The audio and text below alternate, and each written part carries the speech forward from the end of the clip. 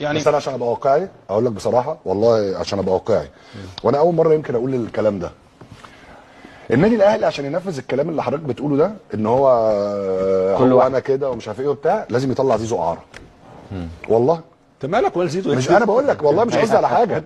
انت النهارده لا ليه؟ طب ما انت عندك في لعيبه بتاخد مرتب عالي. يعني ما تبص لها من الناحيه الثانيه. ماشي، بص لها من الناحيه الثانيه. هو هل الاهلي هيخسر لما يطلع زيزو اعاره؟ مش حكايه يخسر، الموضوع مش حكايه يخسر. النادي الاهلي مش هيخسر حاجه، اي لعيب يطلع مش مشكله. انا بتكلم انت عايز تحط استراتيجي وتحط لاين موجود على اي حد. اللاين ده لو انت نزلت تحتيه بخطوه خلاص الدنيا باظت. طب هتحطها ازاي؟ لازم انت عندك لعيب في الاوضه بياخد اللعيبه هو ماله الثاني، هو ماله ان شاء الله بياخد. يعني انت شايف ان هي تمشي كده؟ ايوه قول لي. ايوه تمشي كده. بس في نقطه هاني، اللي مش عاجبه يمشي. لو انت يا بتدي جماعه مثل بزيزو، ما انت عايز تحافظ على سيستم يا ميدو. ولا انت بتدي مثل لزيزو، لو فرضا زيزو ده اي نادي اشتراه معايا، هيشتريه بكام؟ ب 4 5 6 7 مليون. طب هو رايح النادي الاهلي فري اصلا يعني هو لو الاهلي انت بتتكلم في فكره ان هو لو كان الاهلي اشتراه كان هيشتريه بارقام، فهم حطوه في السالري بتاعه اكيد. طب هل انت شايف ان ده لازم تبقى رساله تتوضح للعيبه؟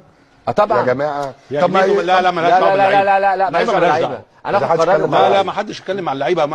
انا مش اداره هروح اقول للعيب والله بص يا امام اصل احنا جبنا زيزو ببلاش فادينا له عقد كبير. مالوش دعوه بالقصه دي.